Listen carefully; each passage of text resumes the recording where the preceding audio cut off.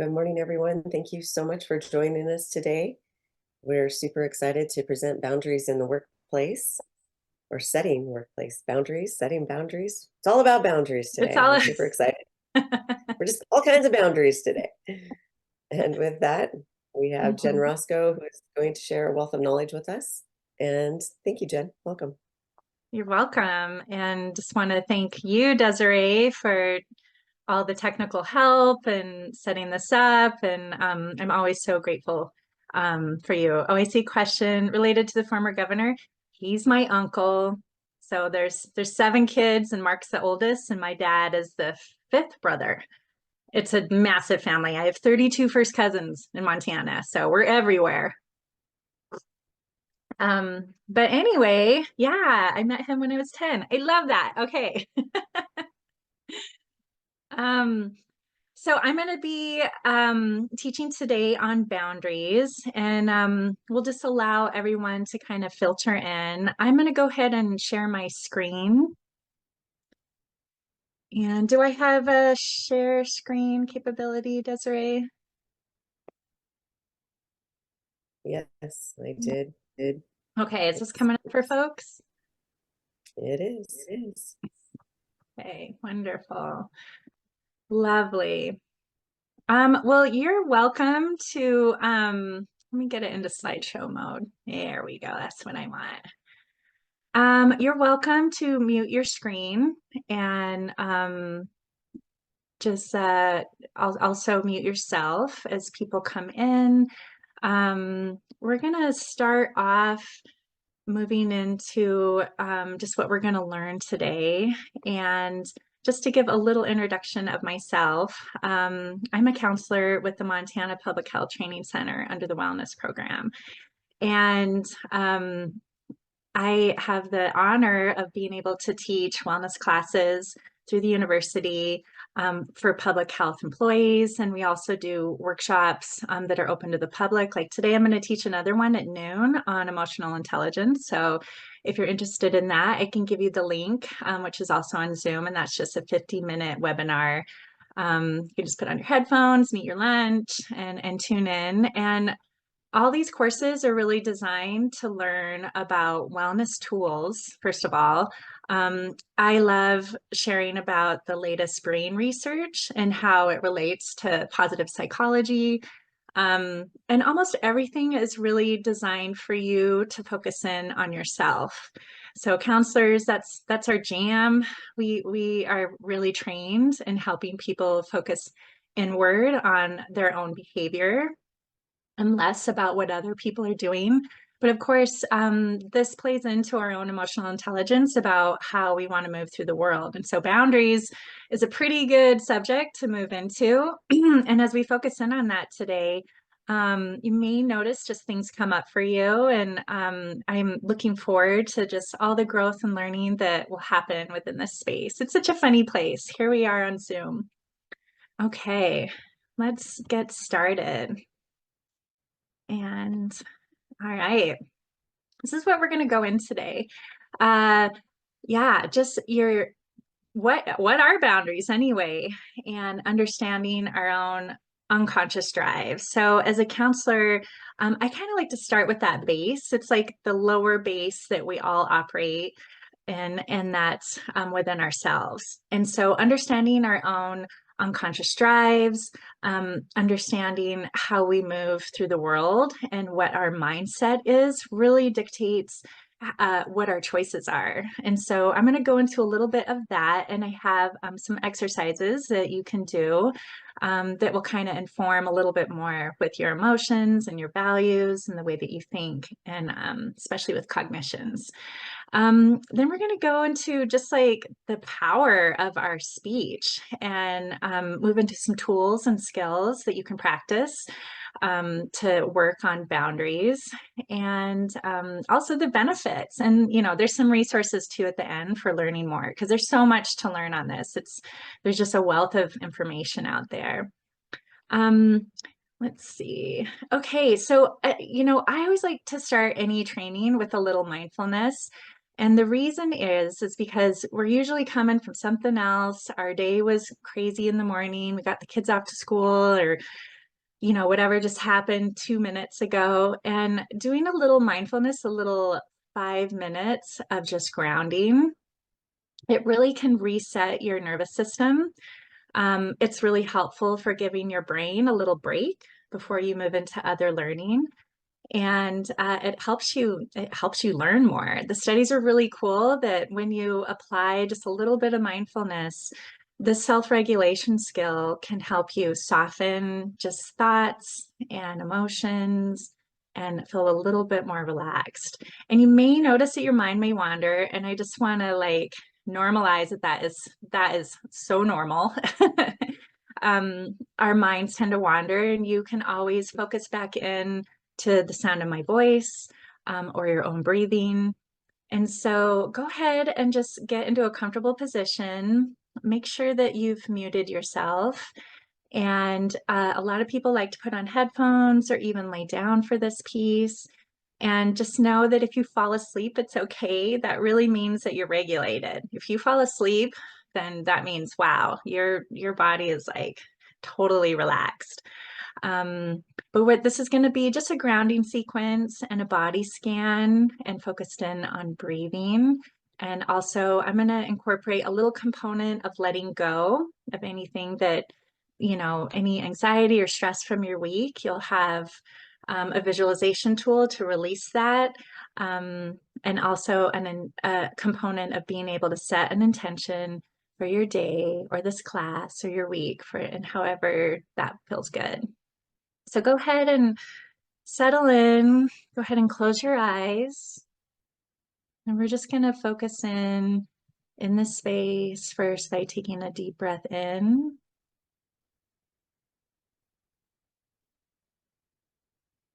And as you breathe, just noticing that you're relaxing into the space that you are now.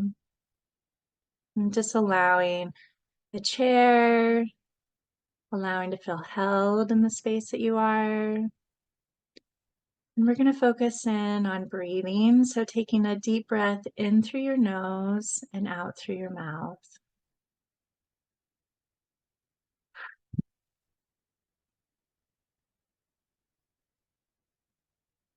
And again, another deep breath in through your nose and out through your mouth.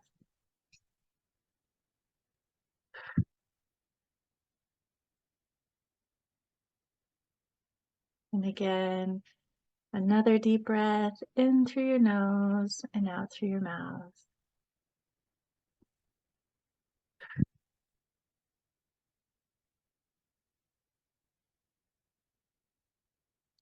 And as you're breathing, we're going to focus inward now.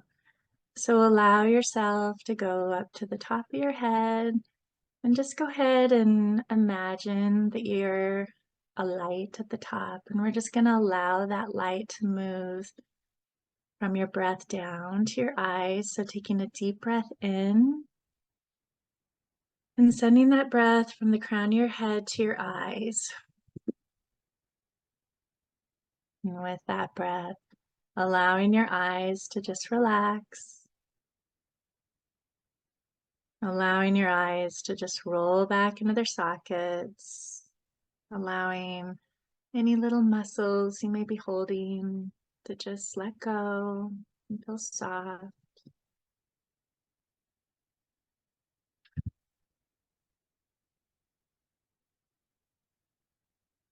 Allowing your eyebrows to just settle in and your forehead to soften.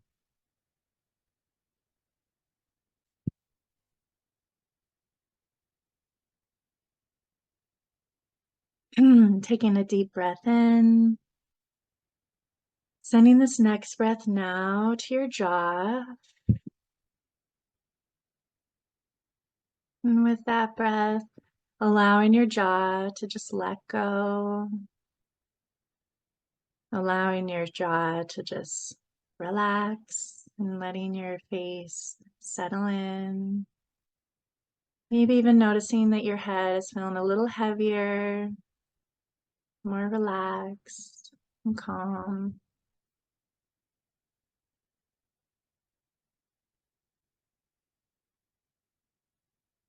Taking a deep breath in.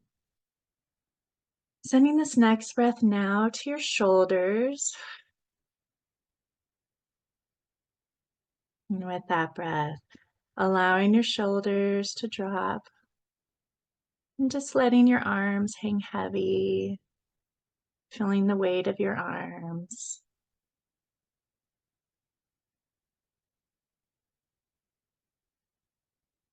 Taking a deep breath in. Sending this next breath now to your chest. And with that breath, allowing for more spaciousness around your heart. And just noticing your lungs, breathing in, breathing out. And while you're in this place in your chest, activating imagination and visualizing a little light within your chest. We're going to allow this light to grow a little larger by adding an intention. So just letting thinking parts relax right now within your brain.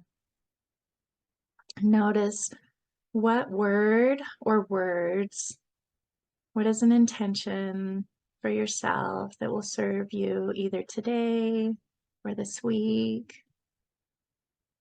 And so just get quiet and notice what word would be good. And that word could be anything from peace to love to courage or calm and patience. Whatever it might be, just see what wants to come.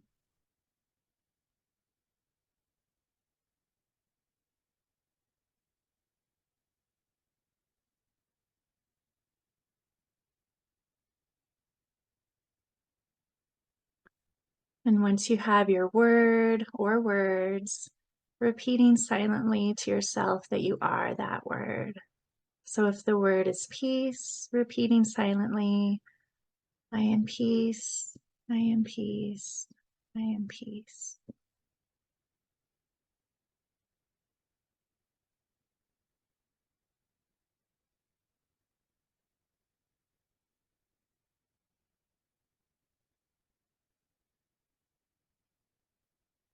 Taking a deep breath in.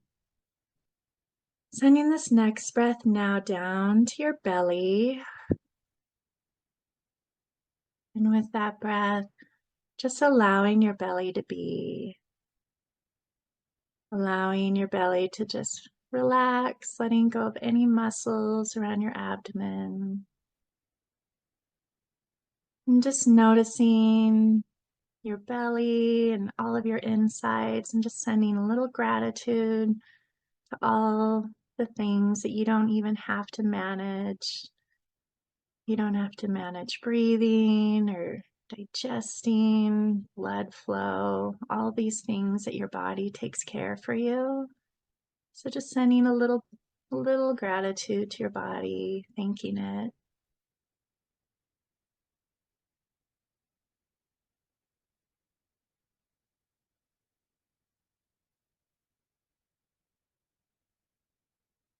Taking a deep breath in. Sending this next breath now to your sit bones. And with that breath, allowing your sit bones to just root into the chair that you are. Noticing you're feeling a little more tethered to the space that you are. Maybe noticing that your upper body is feeling a little more relaxed, a little lighter.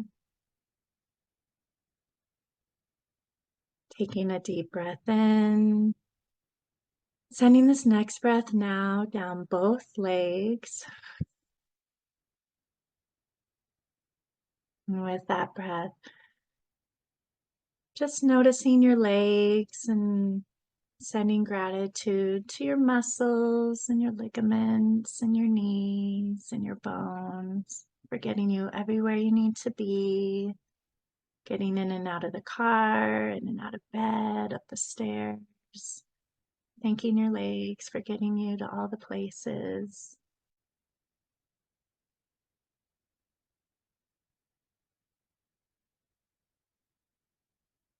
Taking a deep breath in.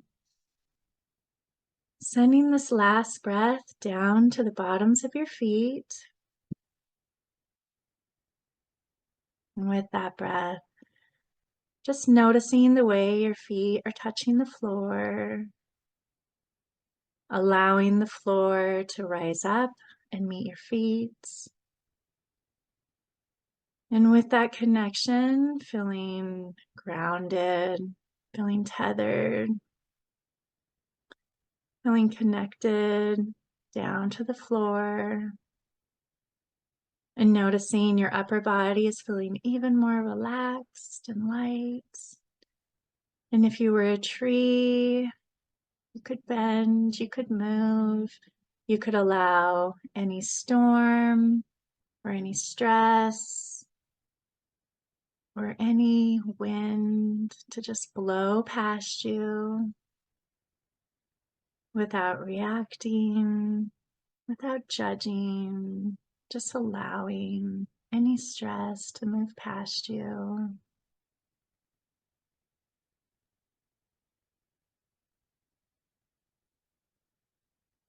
And so, with that feeling of feeling relaxed, but also feeling grounded and tethered down to the floor,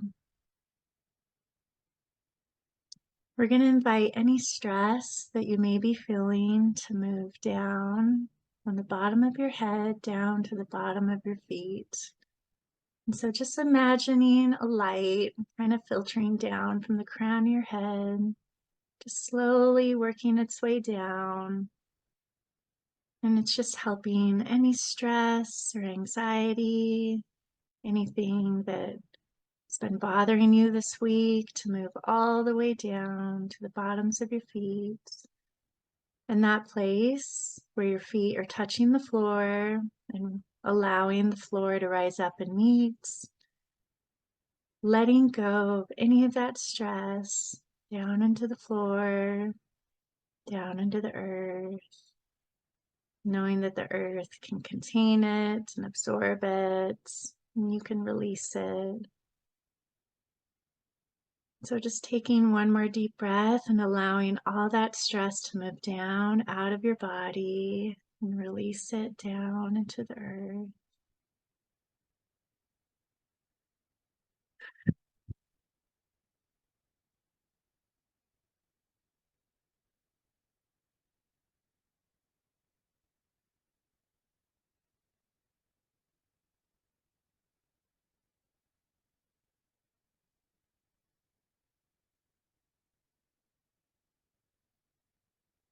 And so focusing back in on your chest and remembering the intention that you set earlier, allowing that intention and that light to grow within your chest and fill up your whole system, up into your head, down into your fingers, down into your toes.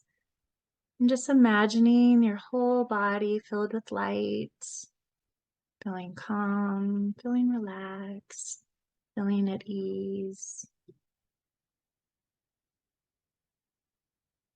And just relaxing in the knowledge that you can always come back to this place.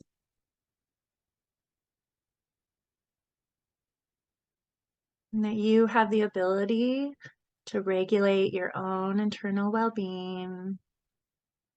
You have the ability to trust yourself and move through the world in a beautiful way. And so setting the intention to bring this feeling of calm back into the room, back into learning, back into your day and into your relationships and your week, bringing this feeling with you. We're going to move back now into the here and now very slowly. So just allowing maybe your fingers to wiggle or your toes. Maybe taking a deep breath in, coming back into the here and now, maybe allowing your head to drop and roll.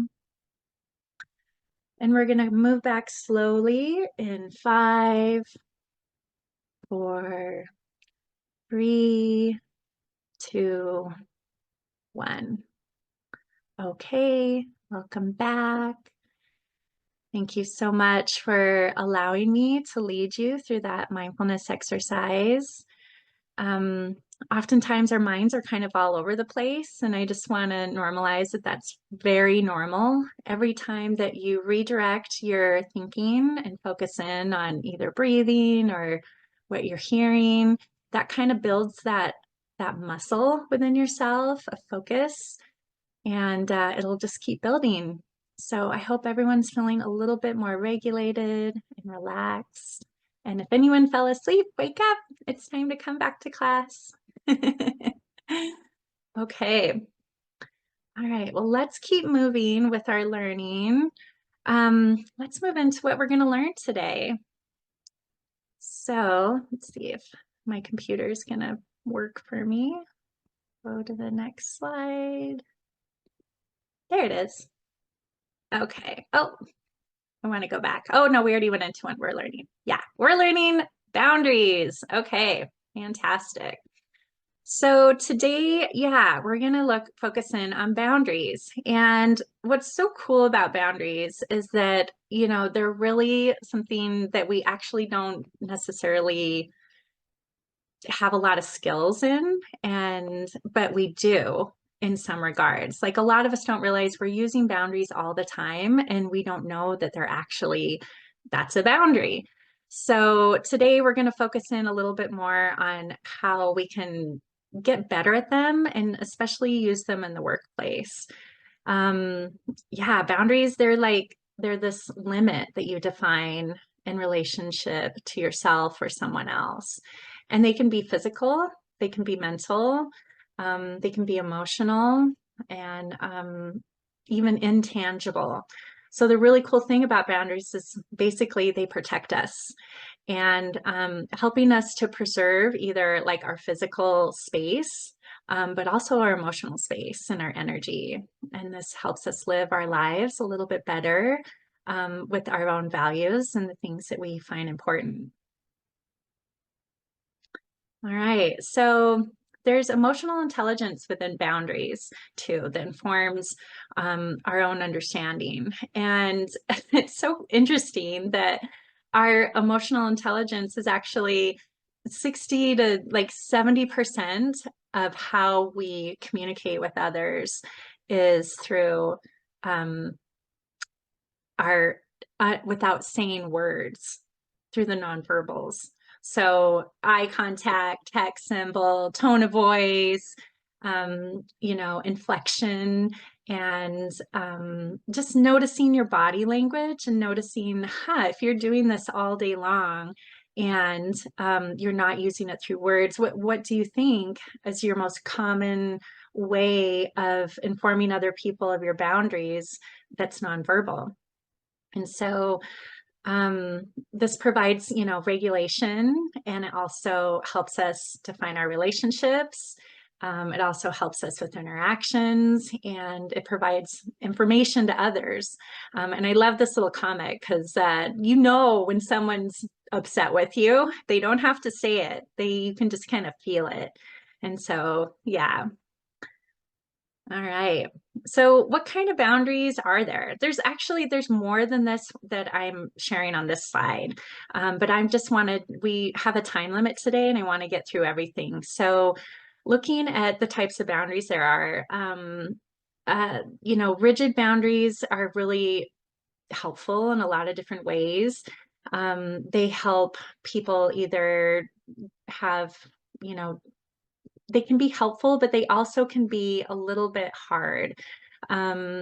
People with rigid boundaries, they kind of tend to avoid a little bit of intimacy.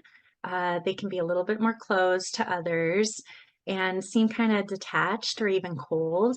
Sometimes people with very rigid boundaries they struggle to open up to other people, and it's harder for them to connect and hold long-term relationships.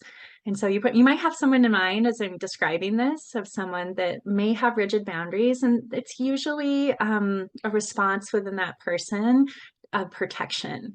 And so it's probably learned from a younger age even to stay protected in some regard. And so there is a helpful component to a rigid boundary for people that have them. Um, and there's also skills today that they can learn to kind of loosen that up a little bit. Porous boundaries are people that really can get a little bit enmeshed with other people. These folks struggle to kind of say no to other people's requests and demands. They can be a little dependent on others for opinions. Um, they often seek reassurance from other people. Sometimes they can accept abuse a little bit more easily, or even neglect. And sometimes folks with really porous boundaries, they can overshare personal information as well. So being scared of being rejected if they don't give people what they want. And so we've all been in this moment probably of having porous boundaries, and this is a very common boundary as well that people hold. And so for those of us that have identified as people pleasers, I'm definitely, one of those people that have worked on this one. They don't really want to rock the boat, they don't really want to create conflict. And so they use a lot of time and energy trying to manage the perceptions of others that they're ready to help in any way. The tough thing about this is that they end up abandoning themselves to make sure other people are okay instead of checking in with themselves and making sure they're okay first. And so today I really want to tap into the illusion of that, how we can make someone else mad or happy, but actually we're going to focus in and learn about how we're the ones that control how we feel. So healthy boundaries are really people that, they know what their personal needs are. They know what their values are. They're able to communicate those needs to others and be assertive. They know how to say no and also value their own opinion. And so, healthy boundaries is something that we're all kind of working on all the time. And we're going to learn more about those today. So let's go into the type of boundaries. And at work, there's all kinds of different boundaries that you probably are already noticing that you're dealing with. Physical boundaries, an example of that is just like not wanting to shake someone's hand and rather than hugging them. I mean, think about COVID. We all moved into like a lot of different physical boundaries for keeping each other safe and ourselves safe. Another one is like just putting on headphones, at the workplace. That's like a physical boundary. You're letting other people know, hey, I'm busy. I got work to do right now. I got my head down. I'm focused. A physical boundary could even be something as simple as like going out solo for lunch, and like that you might need a little time for yourself. Mental boundaries at work, sometimes they look like establishing the hours that you work, advising other people on strategies for more efficient meetings. That can be a mental boundary. A big one is not gossiping at work. Ooh, that's hard. Yeah, the water cooler, it's hard to not get sucked into that, but that's a mental boundary that people can try to make. Also setting up messages or instant messaging and alerts to let people know, hey, I'm focused right now. I'm doing my work. And so that's a few examples of like mental boundaries. Emotional boundaries are also in play at work all the time. So just, noticing if someone's in a really bad mood, avoid engaging with them. That is an emotional boundary you can set for yourself. Delegating work is also an emotional boundary in the sense of delegating work for others to spread the load and work appropriately. Also, there's a lot of different ways to work through emotional boundaries, but also noticing that you don't need to negate empathy. And so we're going to go more into empathy a little bit later. So let's move on though to the next one. All right, so what are the benefits of all this? What do you notice? I mean, how is it that boundaries at work are beneficial? And because it's so important to really raise um, and maintain that good work-life balance. Setting boundaries, it really helps establish personal goals and limits. It helps you with better mental health, and we're going to go more into that, but really helping you preserve like your own job satisfaction as well. I mean, setting boundaries, it raises productivity in the sense of like allowing you to be more productive so you can focus on your own tasks and get stuff done and just avoid workplace distractions. Um, it also lowers your work-related stress because you can manage and establish limits. So when you figure out like a reasonable workload, a common boundary that professionals make is only accepting a reasonable amount of time at work. And this is so helpful because then you have this other time at home where you can refill your well and come back refreshed and not still taking work home with you. So this also, helps with burnout. And so uh, that is so like we've seen that, right? Especially in public health, like people are just given and being taken from. And then we just saw mass exodus in public health. And so having a strong boundary of taking care of yourself is really helpful for burnout as well. And so this kind of brings up the concept of emotions and how um, we're going to go into that next. Um, I always include this slide with any class that I teach because I think it's so powerful to understand. Um, our emotions are so cool because they inform us of our boundaries every day. And in order to set like better boundaries, it's important to recognize what your emotions are and understand what causes them. And so in some cases, you may notice that there might be a problem that's going on or situation, and you can kind of like thread that back and notice what emotion is being connected to that situation, what's being activated within yourself. And so developing that emotional intelligence of understanding what you're feeling and what your emotions are and how you can manage them. This is power right here in knowing what that is. So just notice that you really have this like amazing emotional like system within you that informs you what your preferences are. And we actually feel the truth before we think it often. Sometimes we think it and then we feel it. It goes back and forth, but it's really helpful in understanding like what the indicators are and what your preference is and what you understand within yourself. And so it's funny though, because a lot of us avoid feelings and we write them off. But these are really our indicators for us about where we're at. And even as babies, you're fine tuned to this. You've learned this since you came out of your mother. Babies are like, they learn this immediately and asking for what their needs are through their emotions to get fed and get all those like lower like hierarchical Maslow's hierarchical needs, that base level of survival, getting fed, sleep, all that stuff. We use the skill of our emotions to get what we needed. And so the bummer is that a lot of us kind of unlearned this. We unlearned how to speak up for ourselves as children, often because kids are kind of taught sometimes not to trust what they're feeling.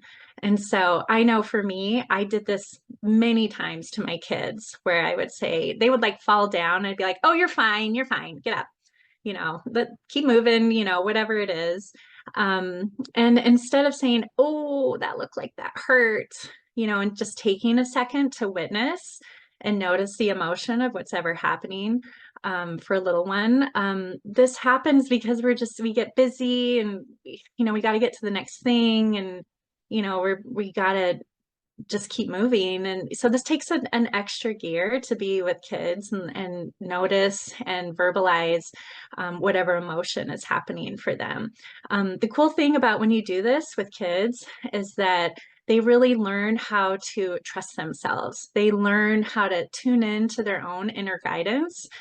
And instead of looking outside of themselves, outside of social media, outside of their friends, outside of the outside world, when kids learn to trust their own internal system and how they feel, then they can navigate the world with a lot more confidence and a lot more understanding for making choices that really work for them. So this is cool to focus in on what your feelings are. And so this kind of leads me to a tool that I want to go into now. And so I'm going to play this video, and we're going to go into a wellness tool on values. So that's right. I hope this plays. Never really know if it'll work. Fingers crossed. All right, play. Can you hear it? Okay, I'll mute myself. Hello and welcome. My name is Jen Roscoe. I am a counselor with the Montana Public Health Training Center under the Wellness Program, and today's tip and tool is focused on boundaries. Okay, so we've all been in this position before where we've said yes to something where we're really feeling a big no deep inside. This is a trap that we all fall into. Most of us want to make a good impression on our boss, on our coworkers, and on our clients. And so suddenly you may notice, yikes, I have too many lists and too many items on that list. And this can often lead to resentment and actually deep felt anger. So how do we shift this, and how do you move forward in creating a boundary? Boundaries are necessary, and they create safety for yourself, they're helpful to your own well-being, and they create limits. So just notice, how do you actually feel about boundaries, and what is it that you may need to shift in order to do one? Once you acknowledge that it's your right to express your needs, you're ready for the next step. So the next step is checking in with your values and your priorities. Ask yourself whether or not these have shifted over time. It's super helpful to get a hold of a value sheet and just look over all the words and notice, what are like 5 to 6 that really jump out at you? And maybe try to number them from the top one down to number 6. And while you're doing this, notice, is this actually a goal of mine, or is this something that's like in my bones? Like this is just intrinsic to who I am, and this is really important to me. So notice, what are your values?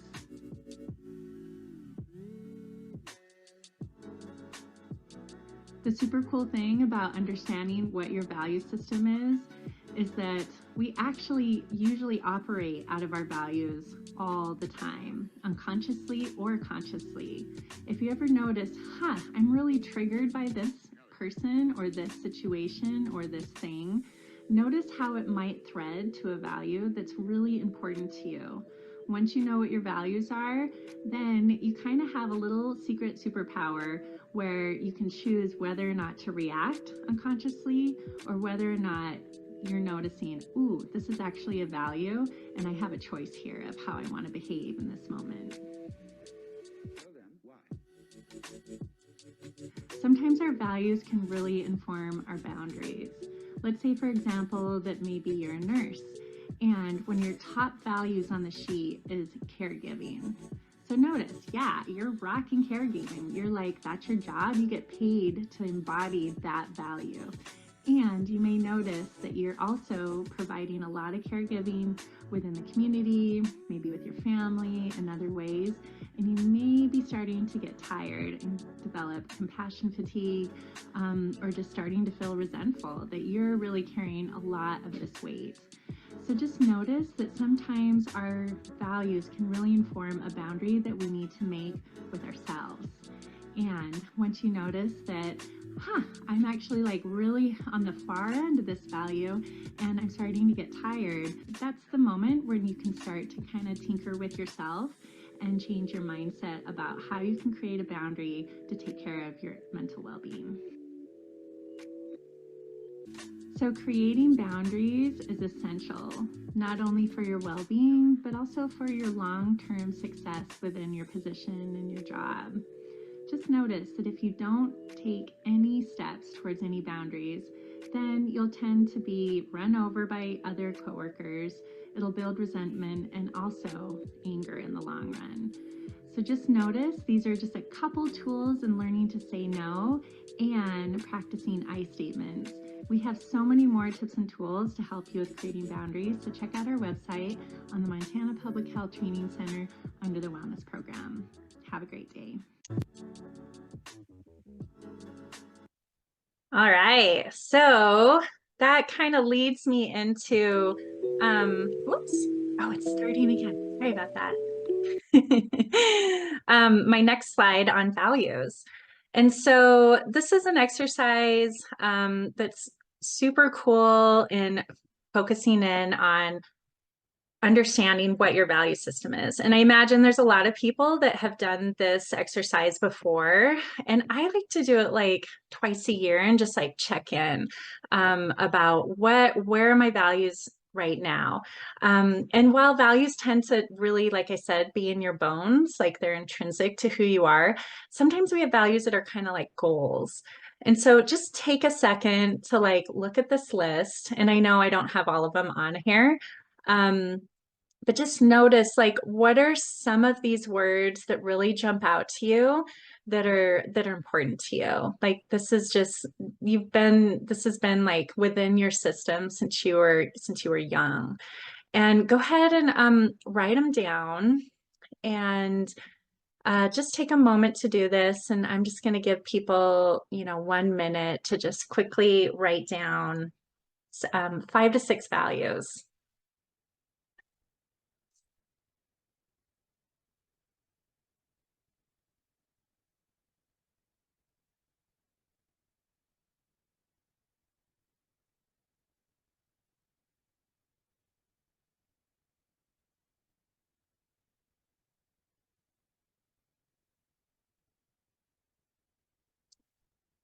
Okay.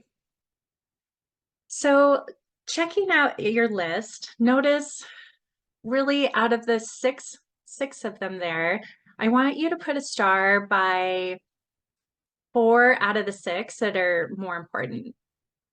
So go ahead and just star 4 of them that made the cut. They're a little bit more important.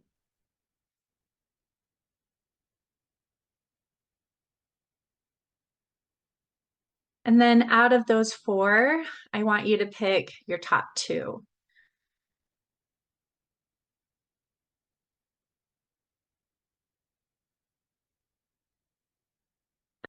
Okay, and out of those top 2, pick the one that's a little bit more important.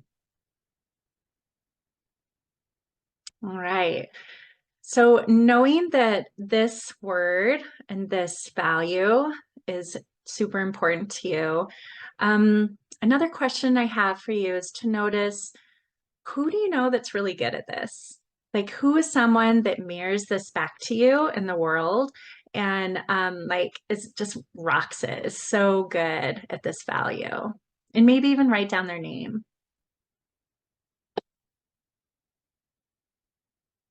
Okay. And who do you know in the world? And it could be anyone from like someone that you don't actually know, but it's like maybe someone in a book or in the media or whatever. Who is someone that's like terrible at this? Like they are just, when you think about this value, they are just, wow, they're not holding that for sure.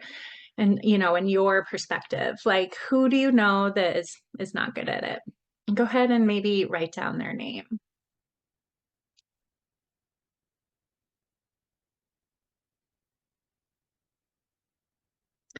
And so this is a helpful exercise in noticing sometimes certain people that are like extremely triggering within our system are activating a value that we hold within ourselves. And so it's really helpful to understand that, because once you know, oh yeah, this is one of my values, you can move a little bit farther away from moving into reaction within your system, maybe about that person or the situation or whatever the thing is, and notice that you can move into a little bit more understanding and wellness within yourself about not reacting. Because when we react within our system, that tends to like amp our nervous system. And when we move into an activated state, we kind of move out of feeling regulated. When we're not regulated and we're more in a reactive state, we tend to make choices and decisions that can be sometimes in the long term not so good. And so when you're in a mindful state within your life and you're noticing how you are with your values, then you can have a lot more control within your internal system. And you can mirror that for other people around you. I mean, think at how cool it is with your kids when you're showing them how you can self-regulate through something that's really tough. Not to say that it isn't okay to get angry or mad or notice emotions that are hard. I really want to make the point that when you come more into awareness about your values, you have more control of your internal well-being. Okay, let's see. I'm just going to check the chat and see if there's any questions or anything. Yes, fascinating to think about the values in context with others. This is actually a really cool exercise to do with your kids and your family. I've done this with my parents and my brothers and all my with my children. And once you know other people's like value system, then it's really helpful in understanding, oh, that's why they made that choice. Or it just kind of informs you a little bit more about what's important to them, and it can help you move into a little bit more understanding, a little bit more empathy, or compassion for when people operate in the way that they do, because we're all different. Even our kids, even though we tend to instill your family of origin, maybe what you learned from your parents or their parents, that tends to be moving down the line of origin. It's helpful to understand that, yeah, sometimes kids don't get the same values as their family, and that's okay.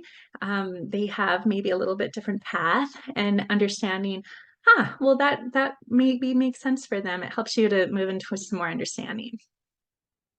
Okay, let's check the time. I want to make sure you guys get a break and go to the bathroom. We've been going for about an hour. So I'm thinking maybe a quick 5-minute pee break or get a drink break or whatever you need.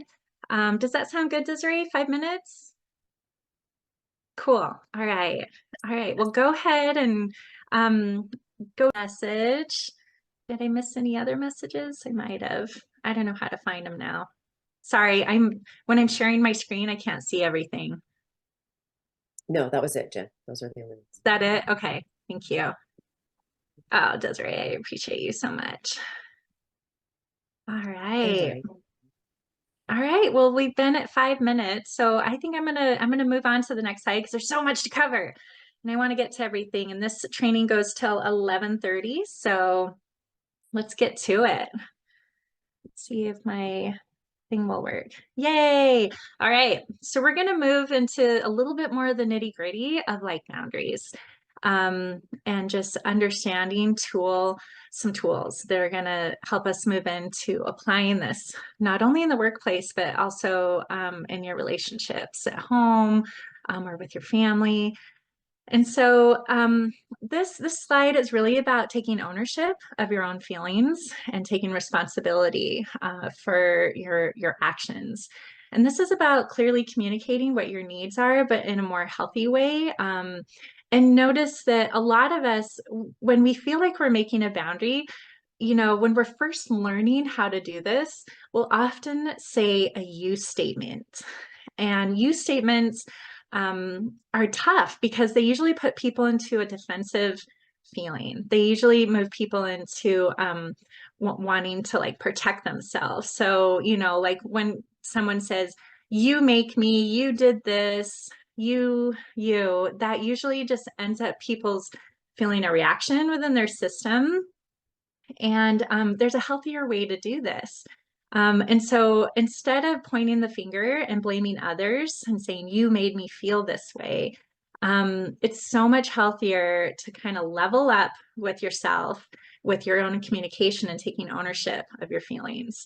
And this completely shifts away from the blame game. It shifts away from pointing the finger, and you can move into a more healthy way of communicating either a boundary or a feeling that you're noticing. So when we take ownership of our feelings, it's so empowering because it's really about understanding your own connection with yourself. So it's good to start small. It's good to even notice, like, let's say tonight, what are you eating for dinner? What do you want for dinner? For someone that's a little bit more of a people pleaser like myself, a default response might be whatever you want, because I was kind of raised to please. I'm a firstborn daughter of all boys, so I was definitely the pleaser in the family, and so that would be more default for me. But this is really a perfect opportunity to practice tuning into yourself and noticing just with this little question, like, what do you actually want to eat tonight? And what do you want? And what's your preference? What do you desire? And, maybe your partner wants sushi, but you want Italian. And so this is about opening up the conversation and just having that simple conversation of like, you know what? I'd really like sushi tonight. I want sushi. And if you don't share it, I can guarantee that you're going to feel just a tiny bit more resentful within your system about your desire if it's important to you. So if you don't share it, then it kind of gets like pushed down in your system. And a lot of us have ideas that are people pleasers to be a little bit, just stay quiet. We don't want conflict. It's better to keep harmony and, not have an opinion. But the tough thing is that if we avoid any external conflict, we actually create more internal conflict within our systems.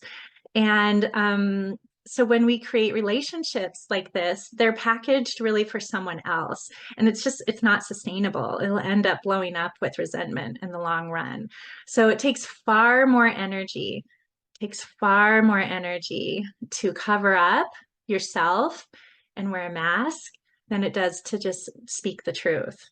And so, yeah, expressing your desire, it helps us move into more harmony with our inner self. So just notice, try it out tonight. Let them know what you want to eat. And this is just a little tiny boundary you can practice to start with. All right, so let's get into understanding boundaries in the workplace.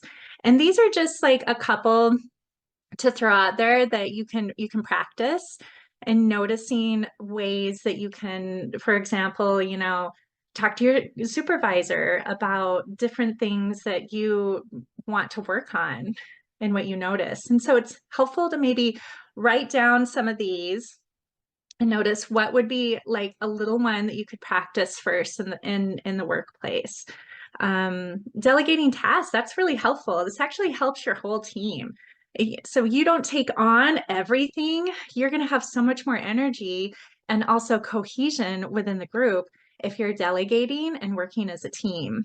And people really love to be seen and noticed for the skills that they have and appreciated in that way.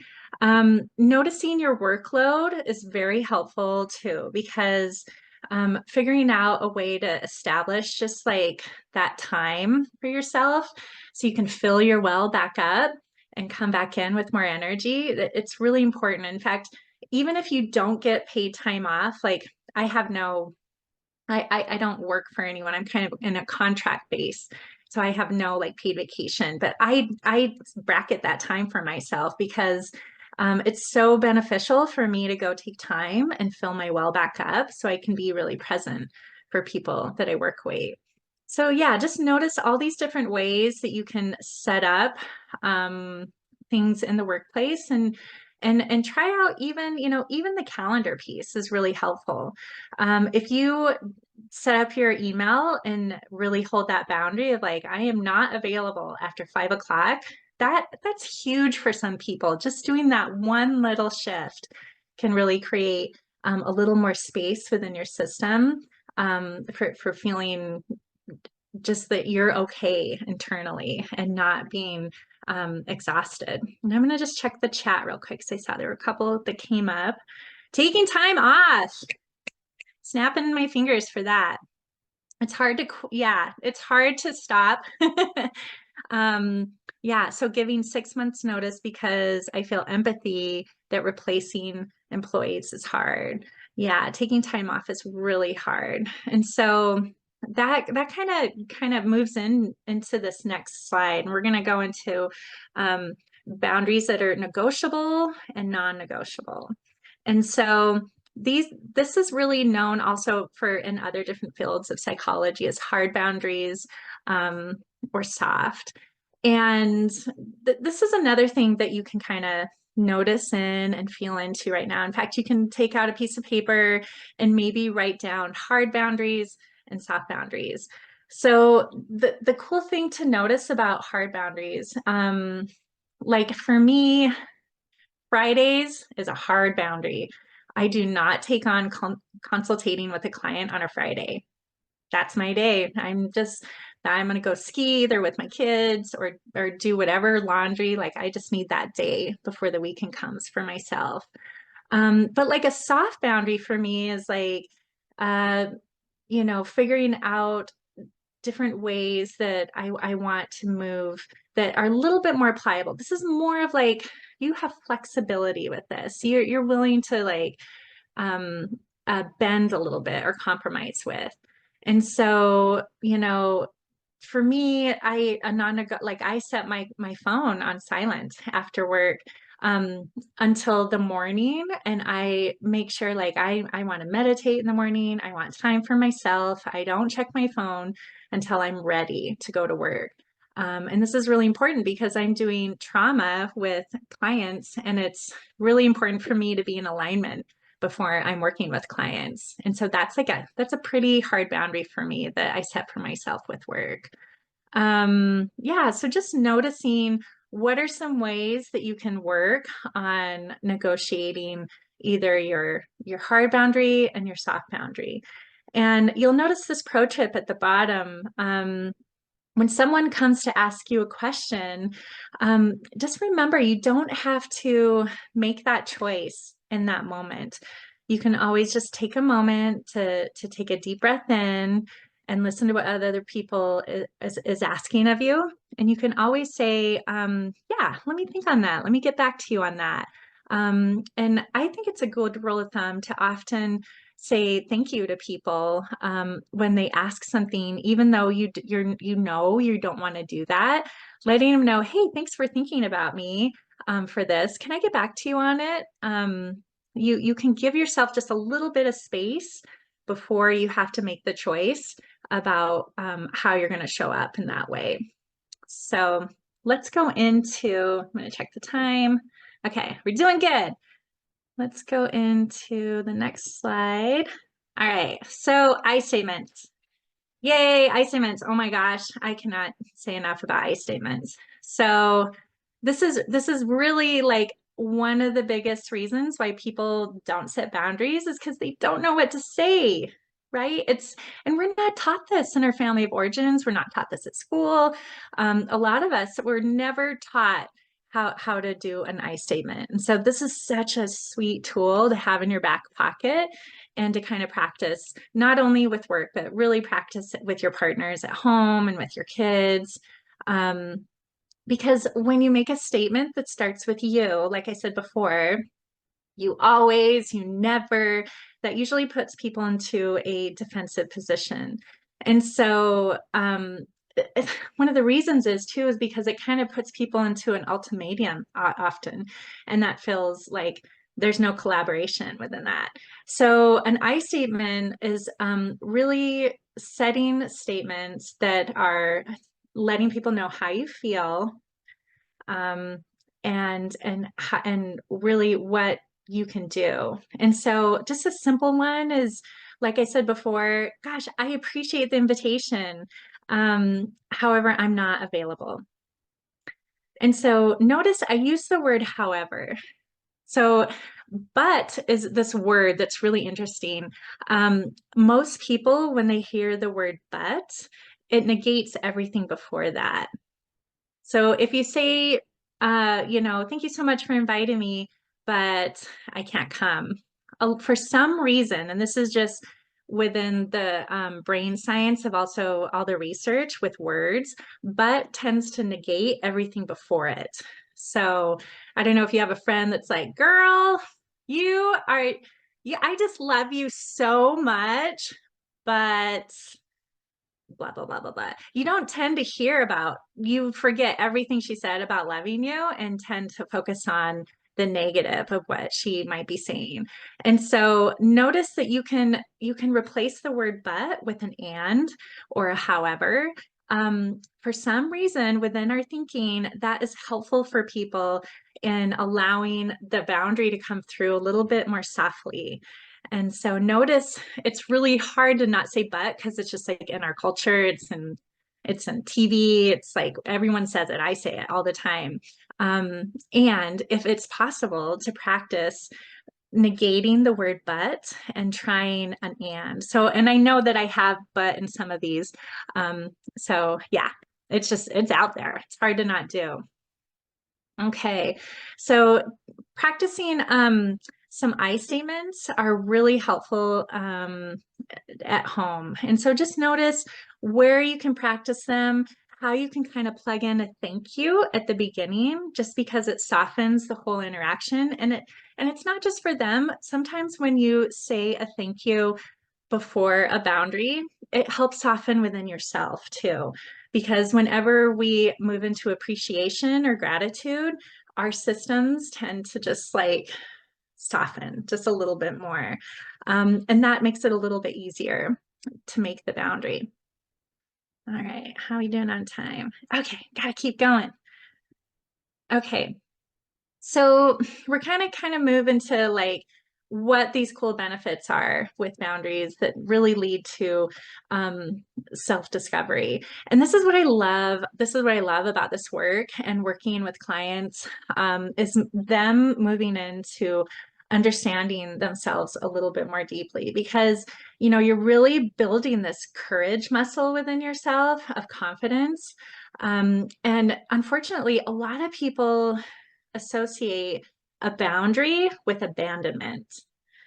And so we're scared. A lot of people are scared that, that we won't be seen, we won't be loved anymore, we won't be seen as a hard worker, all those things. And so this really isn't about you changing another person with setting a boundary. This really moves into self responsibility. This is about you changing. And so you're not telling someone else to change when you set a boundary. Most people think it's about like kind of manhandling someone into doing something you want. But boundaries, they're really about self-care. And it's really about you getting clear about what works for you and giving yourself like permission to give yourself first, that you get to be first. It's okay. You're letting someone know what your experience is and what you're feeling. And in order for you to take time for yourself, this is what I'm going to do.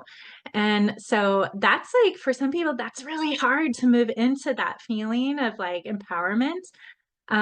However, it will just really open up the gates within your life of moving into more preference. It softens just the feeling of like anxiety. It can soften the feeling of anger and also resentment. And like before, I talked about the nurse situation and how, yeah, maybe caregiving is your value and you're constantly giving, giving, giving within the workplace, giving, giving, giving within your home and your family and in the community. And that just gets exhausting and you will burn out. So boundaries are just so empowering, because when you do them, you're structuring what feels good for your own space, what you value with your own time, and really putting yourself first. So noticing that when someone says, I need you, blah, blah, blah, blah, blah, to do whatever it is, just notice that, we often think that their urgency is our urgency. and it's not.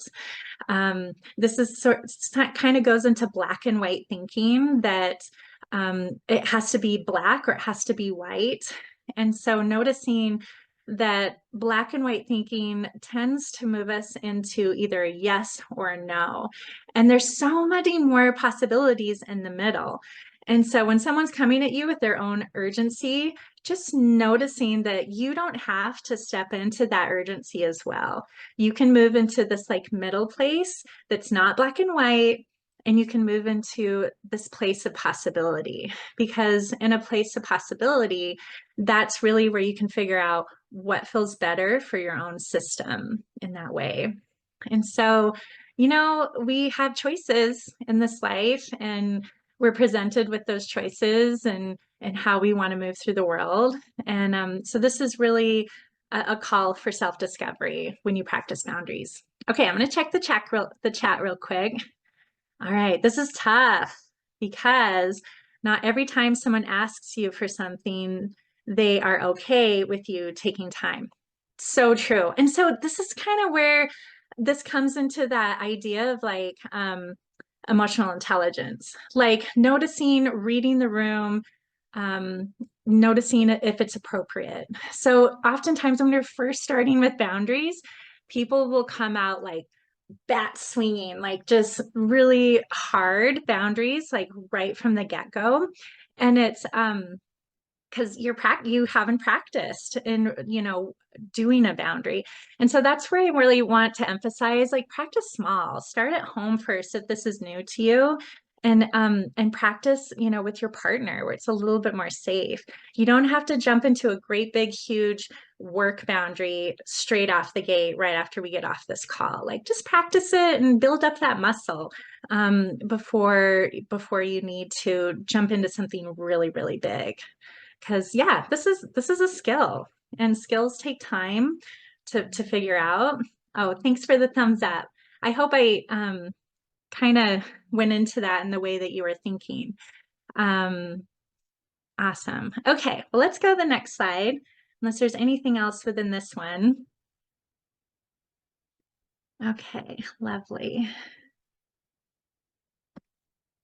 And slide. Yay. Okay. So these are, I want to have a little bit of time at the end if there's anyone that wants to share and what they're noticing. But these are just kind of a couple of final thoughts about boundaries that I just really want to plug for you to take home. And that's really about, obviously I've been going into like tuning into your feelings. And our feelings, they are just so essential for getting in touch with our values and noticing what we need for ourselves.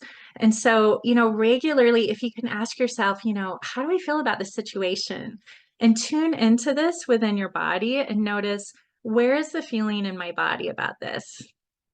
Sometimes we can hold anger in a funny place. Like I know one person that holds anger in their toes. And when they're in a work environment and they're sitting at the table with everyone, they can start curling their toes. And that is an indicator for them now, for them to know, oh, I'm moving into like anger right now. My toes are getting tight.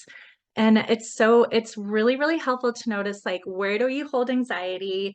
Where do you hold anger? Where do you hold frustration? And noticing where that is in your body. Because if you know where it is in your body, then you can move into self-regulating in that moment.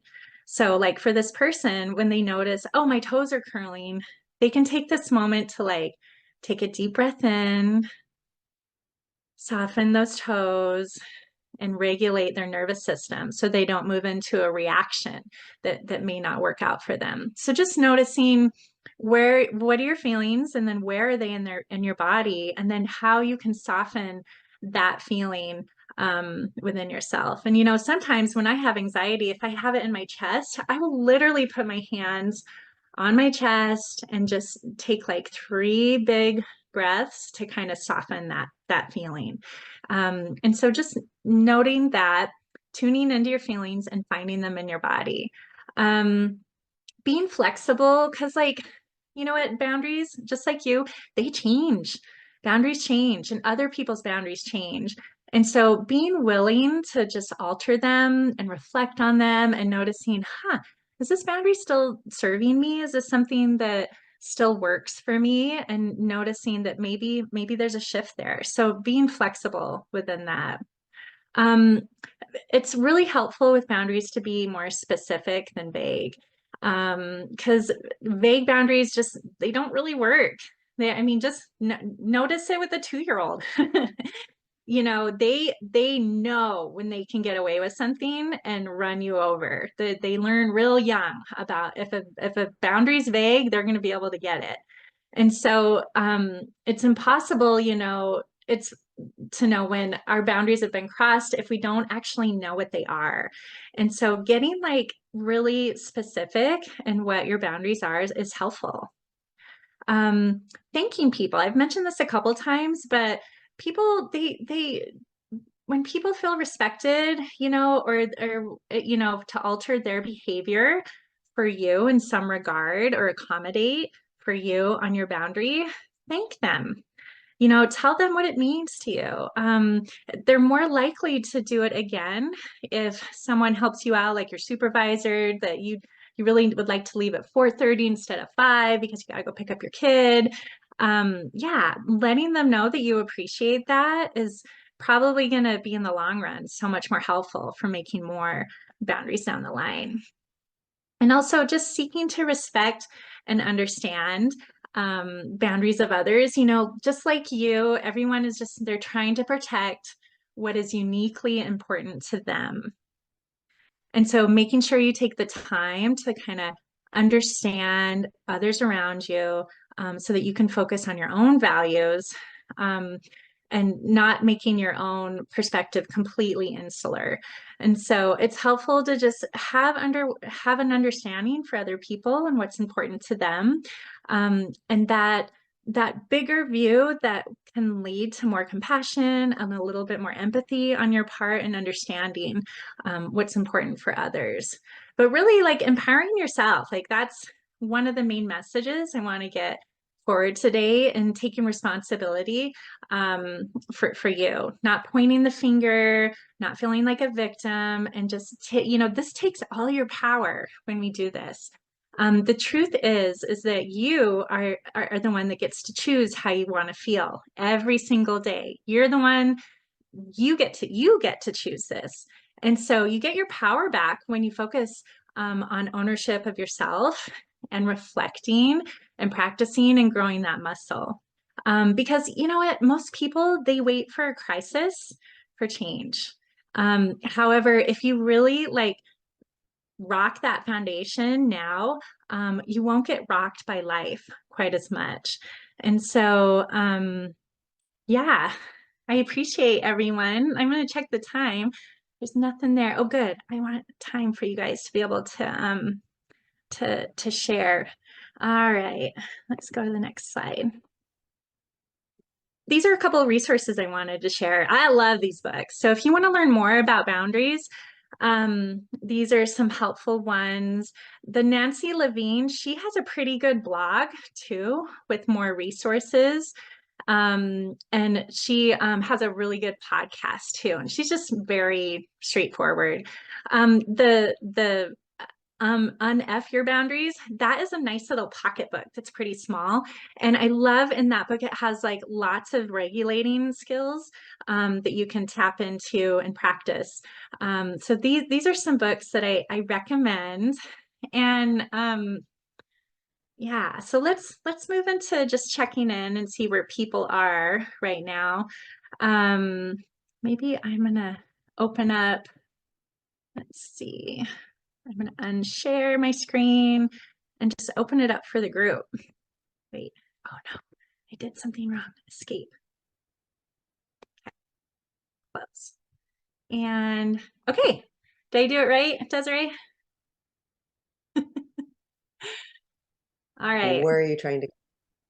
Oh, I just got rid of my the slideshow. Yeah. You're fine. I did it. Yay. Okay. I always give myself like little pats on the back with technology if I do good. Okay, so I want to open it up to the group. And also notice that Desiree just posted a thank you for coming. And also there is an evaluation form. I always love learning how I can get better and serving you all with all this content.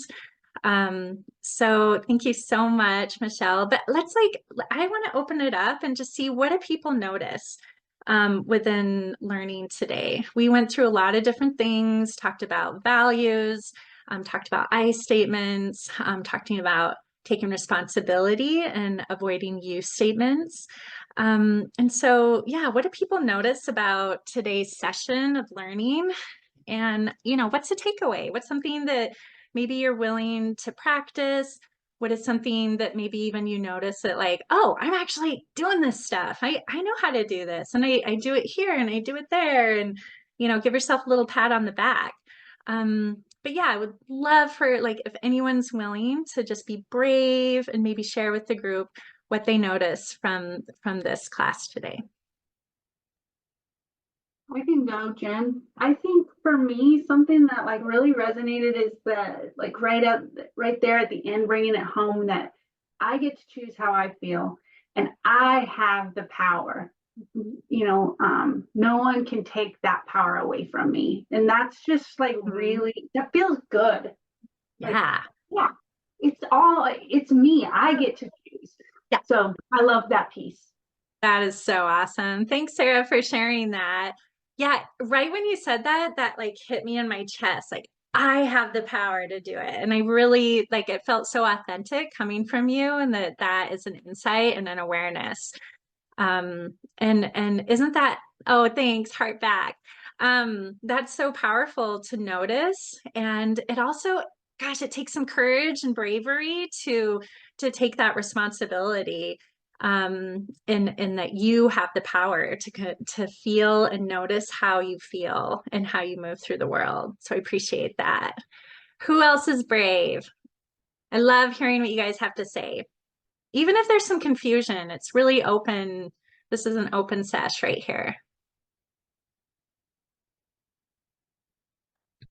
I like that their urgency is not my urgency. And oftentimes that comes when I have been devalued or not looked upon with appreciation. And then all of a sudden something becomes urgent that they need me for something. And yeah, working late or a deadline that gets pushed up upon me. And so hearing that again was really good.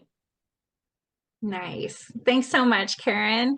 Yeah, their urgency is not our urgency. And they might be really feeling that in their bodies and their system, and that's authentic for them, and that's true for them, and that's okay for them.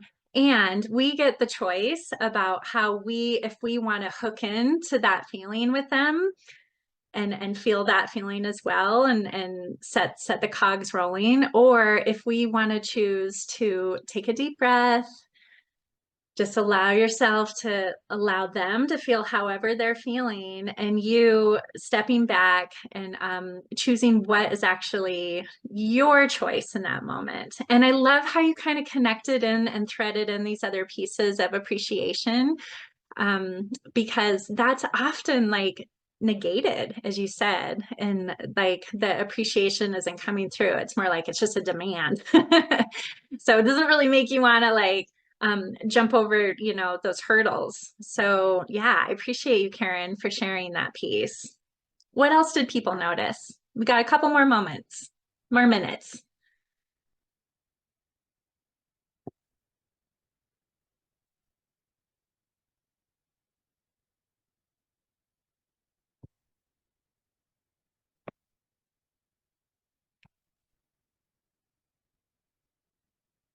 All right, I'm just going to check the chat and see if there's anything. I thought I was doing well with boundaries, but I've learned I have a lot to work on. Thank you for the tools for that. Oh, thanks, Michelle, for just being honest with that. Me too. I have a lot to work on still, and I have a master's degree in this stuff. It's like there's always more to learn, and there's always more out there that we can work on and notice within our system. And so, yeah, I appreciate you just being kind of vulnerable within this weird place of Zoom and sharing that piece.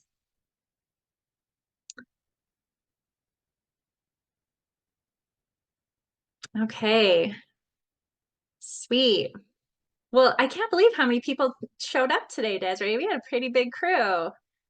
I really want to thank everyone for taking the time to come today and just, yeah, be here and do a little professional development, learn a little bit more. I want to get this the next class I'm doing today. If you're interested, I'm doing another class on emotional intelligence, and so I'm just gonna search for that really quick. Desiree, is there anything else you want to add?